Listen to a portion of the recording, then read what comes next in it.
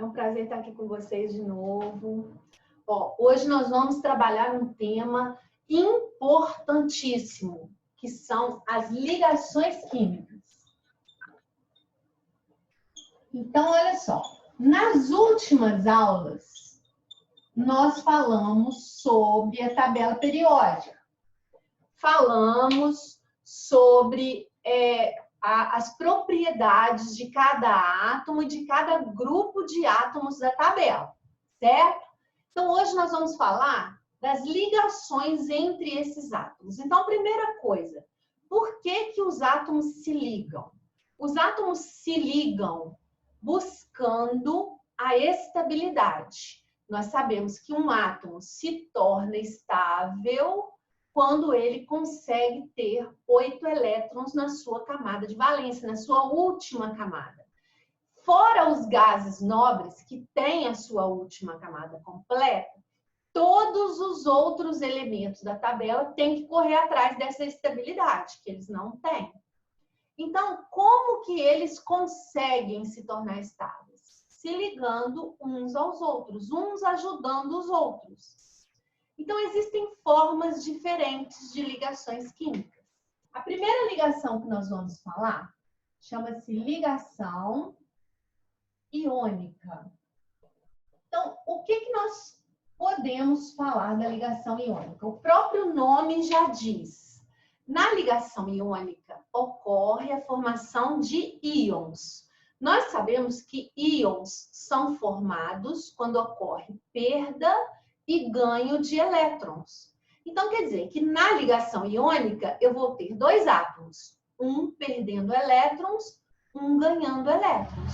E quem são esses átomos? Ó, na ligação iônica, você vai ter sempre um metal ligado a um ametal. Você se lembra que os metais são aquela parte grande da tabela. 75% da tabela são os metais. Uma característica dos metais é que eles possuem poucos elétrons na sua última camada. Então, eles possuem ou 1, ou 2, ou 3 elétrons na última camada. Então, nós dizemos que a tendência dos metais é perder elétrons. Aí você vai falar, ué, Patrícia, perder por quê? Se ele tem 1 na última camada, ele perde 1, e como que ele fica estável? Então, vou te dar um exemplo. Se nós pegarmos aqui, ó, o sódio. O sódio tem número atômico 11. Isso quer dizer que ele tem 2 elétrons na primeira camada, 8 na segunda e 1 na terceira, certo? Então, o que acontece com o sódio? Ele tem 2 opções. Como ele tem 1 elétron na última camada, o que pode acontecer com ele? Ele pode ou ganhar 7 elétrons para completar os 8, ou ele pode simplesmente perder esse 1 elétron aqui, ó. Porque quando ele perde, a última camada dele passa a ser essa. E quantos elétrons ele tem nela? 8. Então, quando eu te falo que um átomo tem 1, 2 e 3 elétrons na última camada, você entenda desse jeito. É muito mais fácil para ele perder 1 do que ganhar 7. É muito mais fácil para ele perder 2 do que ganhar 6. E é muito mais fácil perder 3 do que ganhar 5. Então, por isso que os metais, a tendência deles vai ser sempre perder elétrons. Enquanto os ametais são aqueles lá do lado direito da tabela, perto dos gases nobres. Os ametais, eles têm muitos elétrons na última camada. Ou eles têm 5, ou 6, ou 7. Então, quem tem 5, é mais fácil para ele ganhar 3 do que perder 5. Quem tem 6, é mais fácil ganhar 2 do que perder 6. Quem tem 7, é mais fácil ganhar 1 do que perder 7. Então, os ametais, a tendência deles é o quê? Ganhar elétrons. Sempre para quê? Para completar os 8 na última camada. Então, você vai ter o casamento perfeito. Um querendo perder, o outro querendo ganhar. Pode ser que seja muito simples. Por exemplo, vamos pegar o exemplo do sal de cozinha. O sal de cozinha é o cloreto de sódio, que tem fórmula molecular NaCl. como que acontece isso? Ó, o Na só te interessa a última camada do elemento. Então, o que você vai fazer? Você vai pegar lá na tabela periódica e vai olhar qual a família dele. Então, se ele está na família 1A, quer dizer que ele tem um elétron na última camada. Se ele está na 2A, ele tem 2 elétrons na última camada. Se ele está na 3A, 3, 4A, 4. Então, o nome da família, junto com o A, vai te dar o número de elétrons que ele tem na última camada. Então, o sódio, por exemplo, pega a sua tabela e acompanha nela. Ele está na família 1A. Isso quer dizer que ele tem um elétron na última camada, certo? Ele vai se juntar com o cloro. O cloro está na família 7A. Então, se ele está na família 7A, quer dizer que ele tem 7 elétrons ao redor do núcleo. Então, veja bem, o que o Na quer? O Na quer perder um elétron. Quem tem um quer perder. O cloro tem 7. O que ele quer? Ganhar um. Olha só que legal, o casamento perfeito. O sódio vai lá, entrega o elétron dele para o Na. E como que eles ficam? Ó, aí você vai representar a sua fórmula eletrônica. Ó. O Na perdeu um elétron para o cloro. Então, se ele perdeu, ele fica com carga positiva. Certo? E o cloro, que ganhou o elétron, vai ficar com carga -1, porque ele recebeu um elétron. Formou um cátion e um ânion. O cátion sempre vem na frente. Então, isso aqui, gente, que eu representei, chama-se fórmula eletrônica ou fórmula de Lewis. Ok? Onde ele está cedendo um elétron para o cloro. Pode ser representado também assim, ó.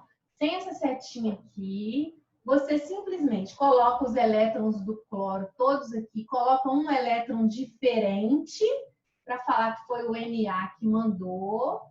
E aqui a gente coloca o Na com uma carguinha positiva.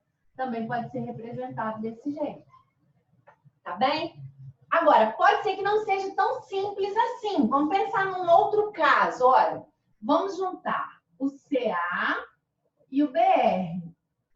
Olha o que acontece. O Ca, você vai lá na tabela periódica, você vai descobrir que o Ca ele é da família 2A. Então, se ele é da família 2A, significa que ele tem 2 elétrons na última camada. O Br, se você procurar, ele é da família 7A. Então, isso significa que ele tem 7 elétrons na sua camada de valência, na última camada. Então, pensa comigo. O que o Ca quer? Ah, Patrícia, o Ca quer perder 2 elétrons. Ótimo. O que o Br quer? Ah, o Br quer ganhar 1. Ele não aceita ganhar 2, ele aceita ganhar 1. Então, o que o Ca vai lá e faz? O Ca vai lá e entrega um elétron para o Br. Certo? Resolveu o problema de quem aqui, ó? Resolveu o problema do Br. Ganhou o elétron que ele queria. Resolveu o problema do Ca? Não. Então, para ajudar o Ca, o que a gente faz? Chama um outro Br. Então, vou chamar um outro Br e colocar ele aqui. Aí o Ca vai lá, pega o outro elétron dele e doa para o outro Br. Agora, resolveu o problema de todo mundo. O Ca doou os 2 elétrons e cada Br recebeu um elétron.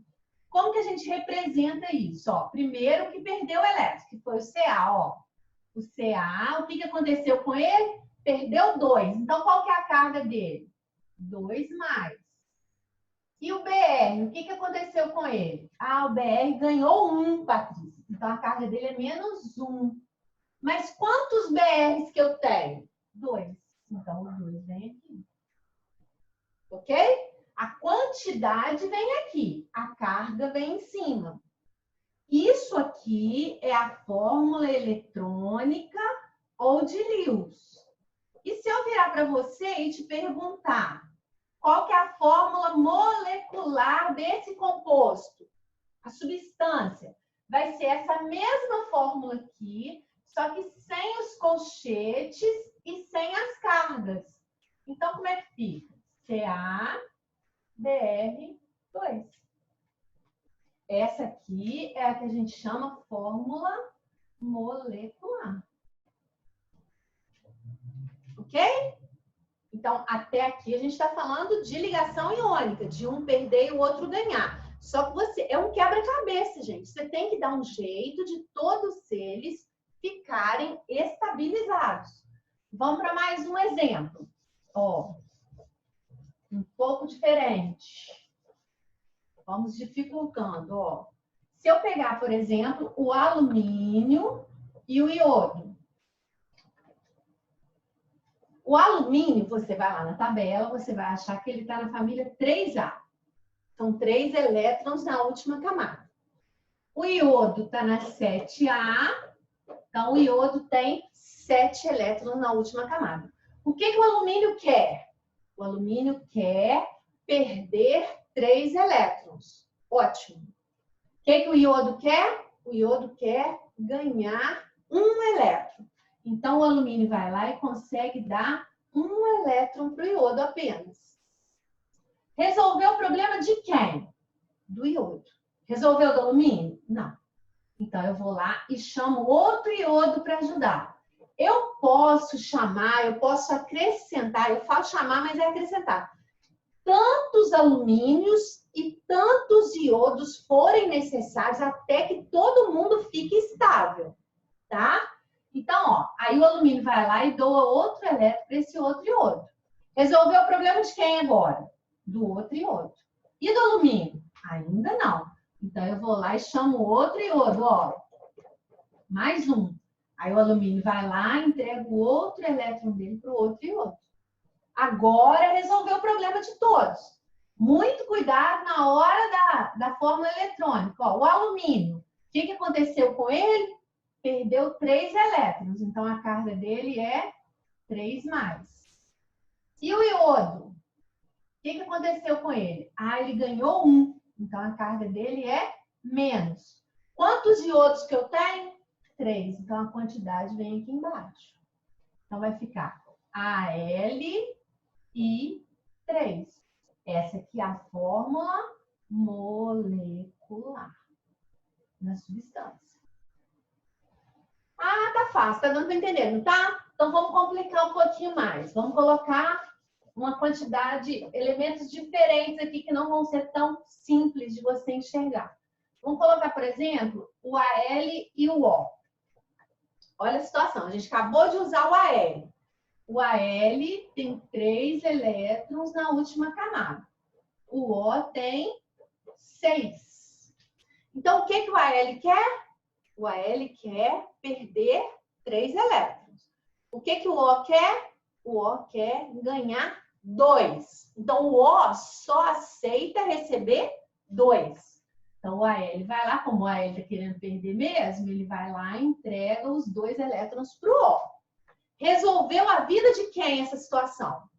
Do O. Resolveu a vida do O. Beleza. Não resolveu do Al. Então, eu vou chamar outro O para ajudar. Chamei outro O para ajudar.